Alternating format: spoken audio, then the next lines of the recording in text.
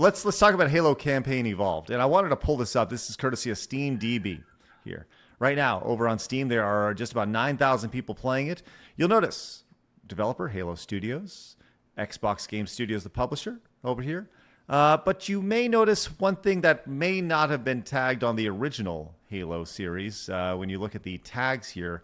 Marty, do you notice you got the co-op tag, you got the action tag, you got the FPS. Oh, and that's right, you got the LGBTQ plus tag here. Marty, thoughts on that being included on the Halo Campaign Evolved game?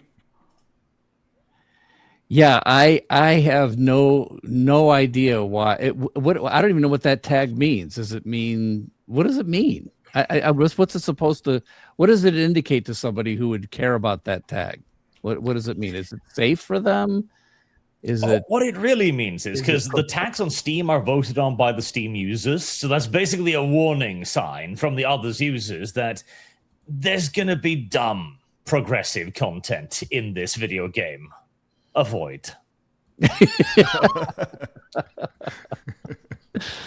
Well, now we know. Yeah, I have no idea why. So the tag was put on by the accumulation of users. Yes, the users vote for tags on the Steam, so they can put tags on it. Well, I mean, then I can't imagine them not voting any game with that tag. It must be just some conglomeration of fans who determined to go to every game and make sure their tag is on there. I guess I don't know. I have no idea why Halo. Is it just for Halo Combat Evolved, or is it for Halo? Is Halo the original Halo?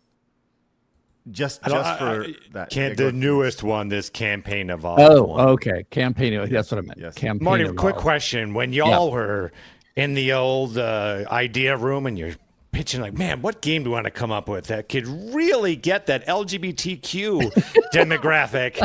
I know, a space shooter. Yeah.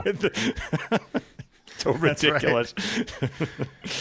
That of course the alphabet soup did not exist back in 2000, so no, that would not have been one of the conversations.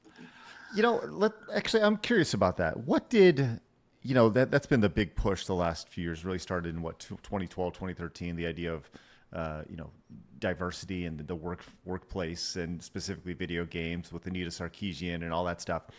What if you could describe the team that developed out the original Halo trilogy? Like, as far from was it primarily just like a bunch of dudes? It was 100% a bunch of dudes. Lorraine was the only female dev on the team, and she didn't work directly on Halo the game itself. She worked on she's a spectacularly good artist. She didn't work directly on the game. She worked on promotional and ancillary material for the game. So, but she was, as my recollection was, in terms of the dev team, and the testers, even, I don't remember anybody, but yeah, it was a sausage fest. Okay. And turned out pretty good though, right? I'm not saying that's why it turned out good. I'm just saying that's what it was. No, and part of that, I think, is, if you think back in 2000, the majority of people who were playing shooters, if you looked at the demographics of people playing, Half-Life or Doom, probably pretty much reflected the studio makeup of Bungie. Sure. There was nobody saying girls can't play. It's just girls weren't interested in playing. And trust me, there was a lot of guys who wish their girlfriends wanted to play. I mean, there were a lot of guys who wish that they could get girls to play because they think it was so cool. But, it's just like certain kinds of movies. It's like a certain kind of TV shows. It's like they're going to trend one way or another. It's not necessarily something bad. It just is what it was. Right. Well, we've seen Master Chief change over the years, and Brutus actually posted this. He said he made this video a few years ago, And somehow it feels more relevant than ever. And it talks about kind of the way Master Chief came to be. One of the keys to the success of the story is we didn't pump a lot of time into figuring out who the Master Chief was and why he was a ghost in his shell. We thought he is a husk. He's a big green suit of armor that you move around. Master Chief is human. He's not a machine. He's not a set of armor with a big weapon. He's a human with resilience. One of the keys. When you see that, Marty, what do you think? Well, I'm not quite as mean a person as that. I wouldn't have put the. I think it's good to contrast Joe Staten and Kiki Wolfkill. I totally understand it. At one point in Joe Staten's career, he worked with Kiki when he came back to 343 Studios and worked on Halo Infinite. So I'm friends with Kiki. I always liked Kiki, especially when I mean, she's got the greatest name of all time, Kiki Wolfkill. It's just such a cool name. But yeah, I feel like when we at Bungie, we had a vision for who Master Chief was as a character and what his purpose was for the game player, right? How you matched the person sitting on the couch with the character that they were playing. And so we had a lot of rules that we talked about for how to make that the most effective pairing of audience and the player and the character. When we handed it off to Microsoft 343, I think they didn't agree with us. They didn't believe that. And Kiki saying what she's saying there just shows that she didn't agree with our vision of what made Master Chief effective, as a vehicle to bring people into playing this game and being immersed in this universe. So to me, 343 was consistent in not doing what we did. Now, you can say whether or not that was successful. I sort of believe that wasn't the right way to go. I think we had those rules for very smart reasons. They broke those rules at their own peril, and there it is. I think that's making Master Chief a self-reflecting, introspective, questioning person, especially when you look at the TV show. It just didn't feel right. And to put the player into a character that suddenly becomes chatty Cathy, saying things that you don't think he would be saying, that breaks the immersion, that breaks the connection between the player and the character. And that's what I think happened. Arch, I don't know if you've seen this. They not only changed Master Chief in the game, but they've also changed some other folks in the game. We saw this a couple days ago. Mentioned this. It's from Endymion. This is in the original Halo right here. The original Halo. You can see if you scroll down slowly, you will see that change in Combat Evolved, and then over here in Campaign Evolved, they just decided to switch the person up over here. Now, Marty, you actually know this person here. This is actually a real person's face scan. Yeah, I mean, and the only thing I commented on is I'm not going to comment on gender swapping and race swapping. Like that stuff actually, if it's done because you want to be preachy and check boxes, I just think that's dumb.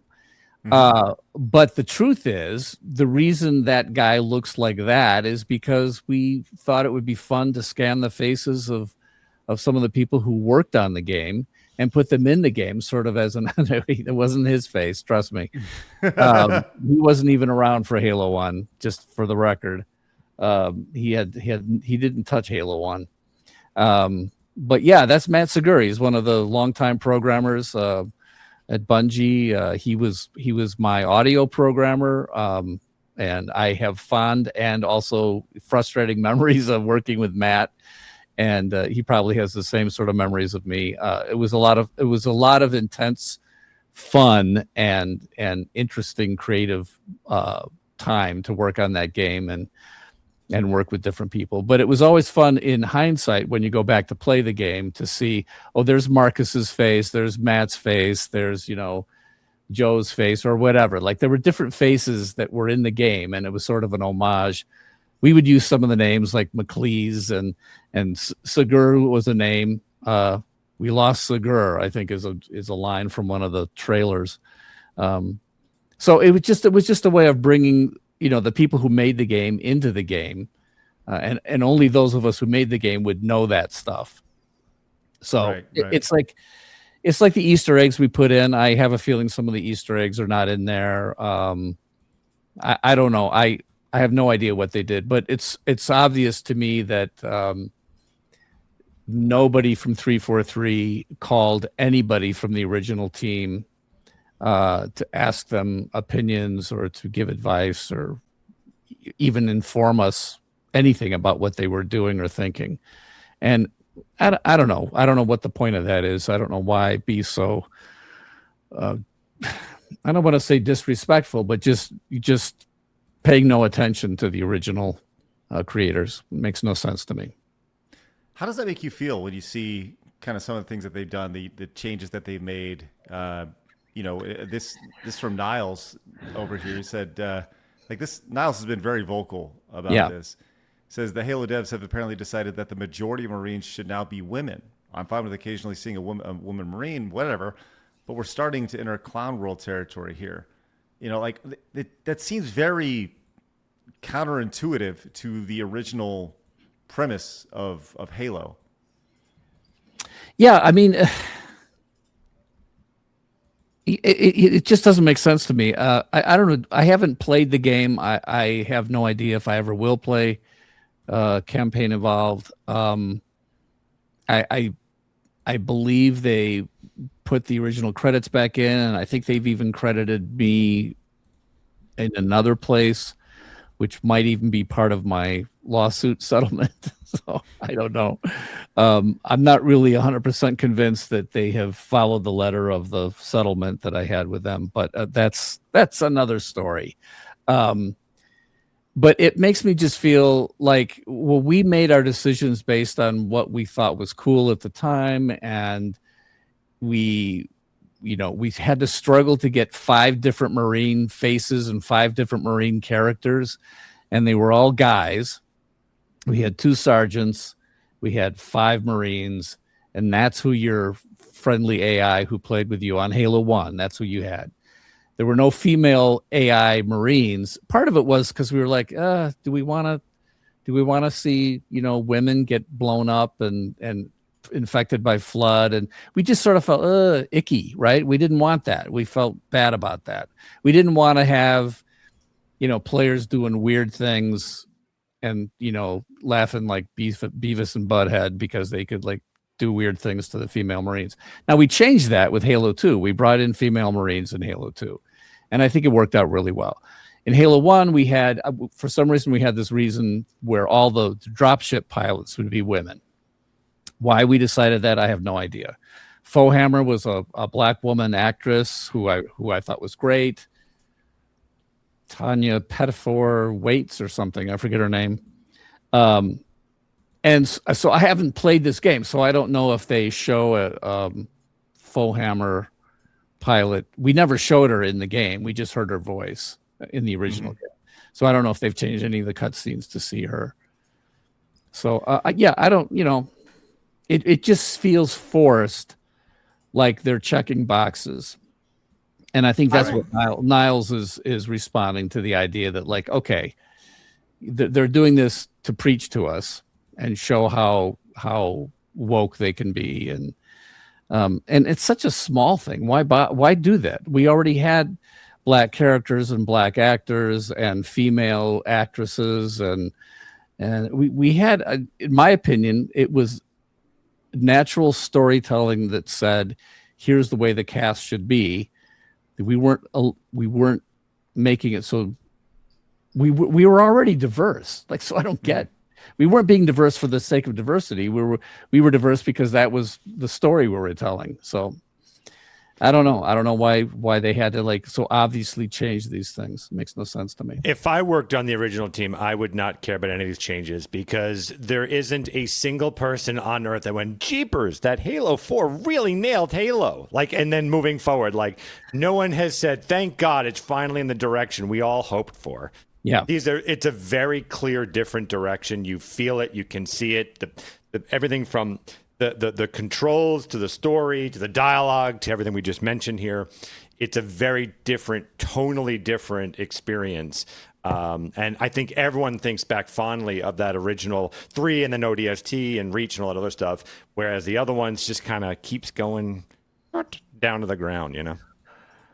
Yeah, I don't disagree. I've got to be honest, though. I actually haven't played any Halo games since Reach. So, and, you know, there's multiple reasons Not for missing that. much. Yeah, I it's can't comment. It's amazing to kind of see the changes. One of the changes, we could talk about the cultural issues of Halo, but one of the things that has, from a gameplay perspective of Halo, that has changed is that they added the sprint button to the campaign. And I saw this last night, and I would just love to get your thoughts on this, because I don't remember ever being able to literally just run by enemies in Halo like this. Then apparently this is on legendary gameplay, legendary difficulty here, where this guy is just literally sprinting through everything because you can now. And the speed running in it, which I think defeats all the fun of making your way through the waves and the hordes of enemies there. Any thoughts on that? Yeah, I mean, what's funny to me is that it's a little bit like saying, hey, Beethoven's Fifth Symphony is great, but it wouldn't even be greater at twice the speed? Like, no, there's a tempo it needs to be played at, and that's the composer of that piece said, maybe there's a bit of a range of tempo, and I like this conductor's version better than this conductor. But you don't just suddenly make the speed double and think it's the same piece. It changes the piece. So that's my musical analogy to this. Halo, the original Halo, and all the Halos that I worked on were designed, the environments and the encounters were designed for, 2 weapons, certain shield strengths, weapon strength. The sandbox was a finely tuned, machine. And while we were working on it, if we were testing certain things, we'd have cheats. And one of the cheats was called Medusa, which would, if you looked at an enemy, they would die. You didn't even have to shoot them. You would just look at them, which was allowed you to get, like, you were testing a specific thing and the enemies were in your way. We also had one-shot kills. We had invulnerability, of course. Like, it didn't matter what they were doing to you, you wouldn't die. So you could just get through and really, really test some very specific things. So to me, it's like shipping with those cheat buttons and saying, hey, how do you like the game now, when all you have to do is look at enemies and they die? It's like, no, that wasn't ever intended that way. So it just doesn't make sense to me. Plus, as I'm watching, and all I'm doing right now is, like, I've seen a few videos of some gameplay capture, and there seems to be something about the controls that look more jittery, more jerky. I don't see that Halo smoothness. I don't know if it's the aim down sights things that they're doing. I don't know if it's the sprint thing. I don't know if they've changed the way your speed of tracking is. I don't know what they've changed on it, but it doesn't look the way I remember it in terms of just the way the controls seem to feel.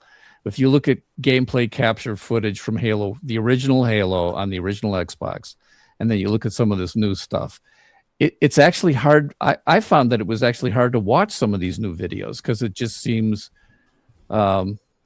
jerky and jittery. So I don't know what that is. Anyway, sorry, I don't mean to go into too many details, but yeah, this is. I think awesome. it's like, I'm not sure if the original Bungie team would have even ever considered, hey, let's go back and remake this game from 25 years ago, but this time, just fix all the graphics and make them beautiful. We might have said, let's do that. I have a feeling we would have said, let's use all of today's tools and our abilities to make a new game in the Halo universe. Let's make a new game in the Halo universe that could be really cool. Let's Halo 1 is its own thing. It will stand the test of time, hopefully, and it's way back there. It's 25 years old. I don't know why. I don't know. I just don't think we would have done this. project. Oh, I can explain that. Okay. I've been thinking a lot about this recently, you see. But we are entering an age now of remasters, and it's not because they necessarily want to. I'm sure the new team would love to make a new game, to make their own like brand on things. But the thing is, they can't. They're not as good as the older generations. We see this in movies, we see this in TV shows, we see this in video games. And the people paying the bills, the shareholders, are sick and tired of failures. If they were to make a new Halo game, it would be like we see in the gameplay now. It would be diverse, it would have girl bosses, it would have characters nobody would like, it would be a flop. And so instead, because the CEOs and the leaders are saying, no, we've got enough of this, we're sick of your politics, just make the old game. We need to earn money. They have to do the remasters. And we are going to see a lot of this now. Even Transformers was getting a remaster, and then Optimus Prime is twitching his fingers at the end of it. So we're now just going to see this. Remasters, remakes, recreations to try to get some money, and then maybe they'll try to spin something off that again once they've secured a bit of a cash flow. You might be right. Yeah, I think Niles also had some sort of, here's how this conversation went, and in terms of the new characters or whatever. Right. I thought that was pretty funny. Niles is funny. What I like about Niles saying this stuff is that Niles didn't join our team until Halo 3. He was over at whoever made, whatever that other company was. They ended up getting bought by Warner's. They had made a lot of great games, and he worked with them. But he was, I had him on my podcast a couple of weeks ago, which is, by the way, a really good podcast. Everybody should watch me and Niall talk about stuff. And I learned a lot about his background and how he was totally, as a game player and a fan and someone who was in the development community, he played Halo, and he was blown away by what Halo did. He felt like Halo itself was revolutionary, and it was doing the things that he wished he could have done at the studios he was at. And so he made it his goal from, here we go. He made it his goal from that moment on to try, get with Halo and get with Bungie and work on Halo. And then he ended up becoming one of my favorite designers on Halo 3 and Halo Reach, and also Destiny. I worked with them on all three. So. Well, we'll put a link to your channel and obviously that interview in the description so people can check it out. Blabs is in the private chat for you. Yeah. Awesome, man. Well, this is great, Marty. I'm fascinated by the story, the re-release, the reception of Halo, at least the remake of it. One last question, because we're gonna move on. And if you want to stick around, Marty, you're more than welcome to stick around. I'd love to hear your thoughts, but obviously you stay as long as you like.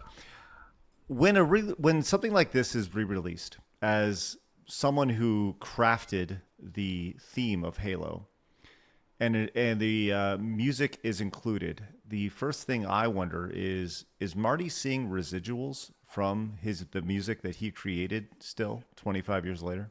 No. Nope. So it's there, and it's like, bam, you made it for the company, and it got sold, and off it goes, huh? That could be a legal question. I've had complete the fifth if you'd like. Just remember that you do have that option. I've had a lawsuit already with Microsoft involving this very kind of thing that was a breach of contract thing. We came to a settlement. I believe that it's that what they believe is in the settlement and what I believe is in the settlement in terms of how you can go forward with it, I think are two different things. But my only choice would be to open up a new lawsuit saying you didn't do the right thing once again. So suing Microsoft is not a small endeavor. No. So, no, I would not think so. I have to look at, is it worth it in terms of my life and emotional state and my family and my career, and how much money it would cost, and how much money I have from the previous settlement, and if I can just live with it the way it is. That remains to be seen. We'll see. Who knows? Tomorrow I might feel differently.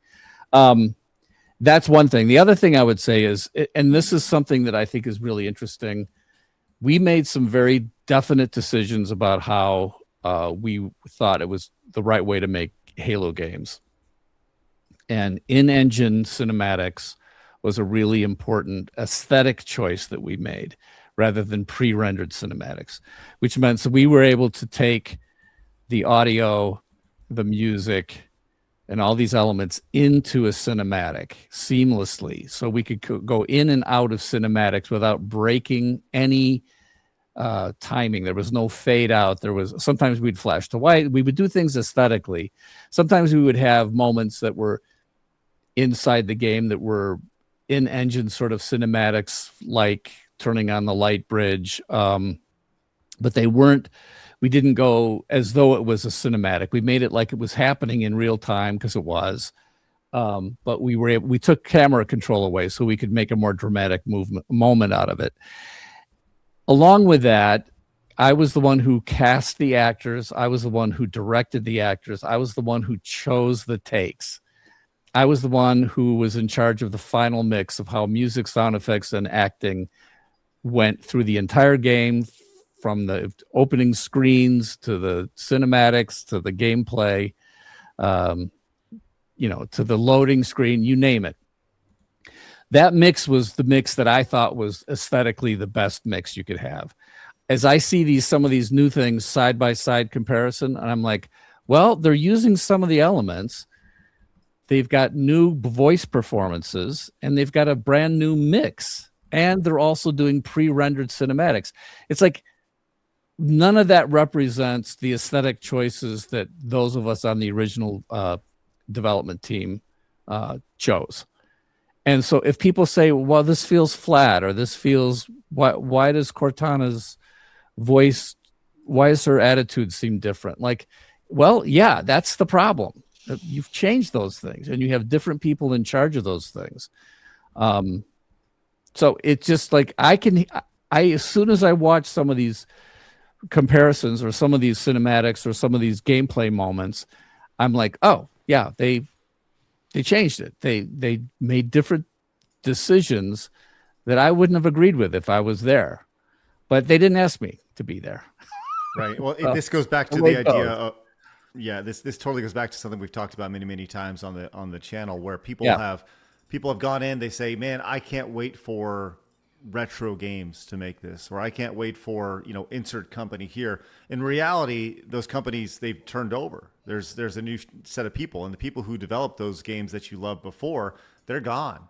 Right. So you're rooting for the company, but you should be rooting for the developers that developed those games. So yeah, there's a reason why things seem, memorable and good, and it's the people who created it. The team who created it is a magic amalgam of these creative minds who came together and somehow, I've talked about the golden egg, but somehow came out with this golden egg.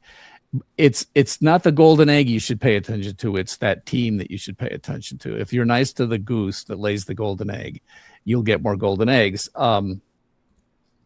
And that's the lesson. I've expanded that to my campaign, looking at what I think is, the American people who, when left alone or when treated nicely by the government, will continue to lay golden eggs. But when it comes to the game developers, that's where I think corporations just do not see the right thing.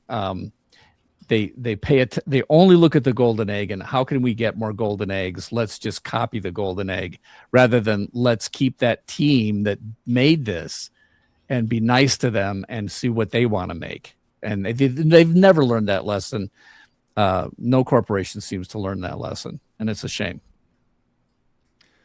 Well, Marty, if you want to stick around, you're more than welcome to stick around. We're going to move on and continue talking. We got our story about GTA 6 here in a second, but we do have some super chats we got to read. Totally on you if you'd like to stick. By the way, if there's any super chats for me, you can read them. Otherwise, I'll probably go do the work I'm actually supposed to be doing. Sure. Well, Blabs, we can see if there's any in there for there Marty. were a few. I just got to find them. Sure. Quick note. Niles did say hello this morning. Oh, good. I invited him to join us this morning. He was unable to do so, but we'll see if we can get Niles on the show another time to talk about. Niles is great. He's a really fun guy, and he's super talented, by the way. But he did say, and I quote, "Hi, Marty." There you go. Hi, Niles. All right, Blaz, what do you got? So Marty, you get to pick between Halo 2 or 3 for this showdown right here. Yeah. And I think you picked 3, I believe, Yeah. right? Yes. So that's 2. That's 1 for it there. right. So there's a whole bunch that I want to make sure I don't skip anything. And there's also some Fauci ones, so I'm trying to skip those and keep it Halo related. Hail All and Hail Arch. I will get to that one in a second. All right. Sorry, 1 sec. Still looking for them. There was one that I saw. Keep going. There was a really big one, and I don't see it. Actually, no, this was the 50 one. We'll read this one out loud. Hi, all and hail Arch, Lord the Northern Misbegotten. How about the theory that C-19 was accidental biological attack from China? Well, thank you very much for that. No 50. I swear there was one. I just can't find it right now. So please hold. Okay. It's always fun to see Blabs just totally go into Panic. Spurg mode. Yes. Yeah, well, because there's so many, right? And I'm like, oh my Breakdown. god, they're so tiny. All right, so I Night Call for 10 says, I will cherish and value my hard copies of Halo 1, 2, and 3. I don't acknowledge 343's Galo Combat DI Evolved. Thank you very much. He says, I should try to get Sandy Peterson on the show. He was part of the original Doom team and made Age of Empires. Great base dude. All right, screen grab. Thank you very much. Bungie then. Dudes. Now, dudes look like a lady. But I think that is all Halo related. Other than that, these seem to be all about Fauci. Oh, here's one. Halo 2 for the win. LAN parties are the OG Xbox dual-wielding SMGs and the Radica Gamester pistol grip controller that got me into customizable controllers like the Elite. Let's go. And yeah, I think it's mostly Fauci related now. All right. Well, Marty, why don't you fill everybody in where they can find you, specifically the cause that you have going on, and maybe people can support you there. I appreciate that. Yeah, I am actually running for Congress here in Las Vegas. I'm to represent Las Vegas in Washington, D.C. as one of the 435 congressmen, House of Representatives, I should say. Yes, so go to martyforcongress.com. Marty His link are in the description below, guys, including his Twitter and the YouTube podcast. Yeah, and I've got some TV commercials coming out that we'll see what it's like. It should be sometime. Hopefully next week we'll have some new TV spots coming out that might end up causing a bit of a stir. We'll have to see. That's all I'm going to say. Well, you're in a pretty big district. Yeah, it is a big district, and for me, it's all about nonsense versus common sense. All I see from one side is nonsense. The woman who's the Congresswoman, Susie Lee, she made a lot of money by buying stocks while she was a member of Congress and having very, very good timing. Let's just say she timed the market very well based on knowledge that she got. And she also supports as a rubber stamp just about everything that the nonsense people are proposing. And I just think it's a time for normal people to return to common sense. We've talked about this before. I think this midterm could be the revenge of the normies. It's time for normies to come out and just say, we've had it. We don't want to do nonsense anymore. It's just common sense. It's not about party. It's not about partisanship. It's not about left, right. It's not about, conservative, liberal, all these classic things. I think it's just like there are some things that are just pure nonsense. Watching Fauci today, if you can't see the nonsense that is behind that, then you're just not paying attention. And the fact that the mainstream media folks are not even reporting on Fauci's diary. It just shows you where they're coming from. And it's time for common sense, normal people who work for a living and raise their families and are trying to buy homes and take a vacation. It's time for those people to come back out and say, okay, we've had it. It's time to just support the common sense folks and the normal folks. So there you go. Well, thank you, Marty. I think Phoenix has something to show you, though, real fast. Did you just have the whole Halo Xbox games? Yeah, I have all my Halo games here, but I didn't want to take away. Yeah. Love these games. Thank you, Marty. You got it. Nerd! I'll sign Big them. Dark. I'll sign them if you want sometime. So Yes, we get please. together. Thank you. Maybe in Vegas. Who knows? Maybe I in don't Vegas know. coming I don't up. know. Yeah, have you talked I don't about know. that yet, Greg? I don't know. Why, as a matter of fact, I did. We talked about how Arch on our show, right in the middle of your screen, will be joining us. That's right, the 25th. There it is. That's right. With special guests as well, non-announced special guests. So who knows? Maybe other people could show up. Someone who lives in Las Vegas, maybe. You never know. Yeah. Who knows? Who knows? Well, In person. tickets on sale Friday for Plus members, Monday for everybody else. Oh, cool. Excellent. All right. Well, Marty, thanks for your time, my man. Appreciate you. You got it. Thank you, Thanks for Marty. having me Thank on. you so much. See you All right, later. see you soon. See you guys. Thanks, Marty.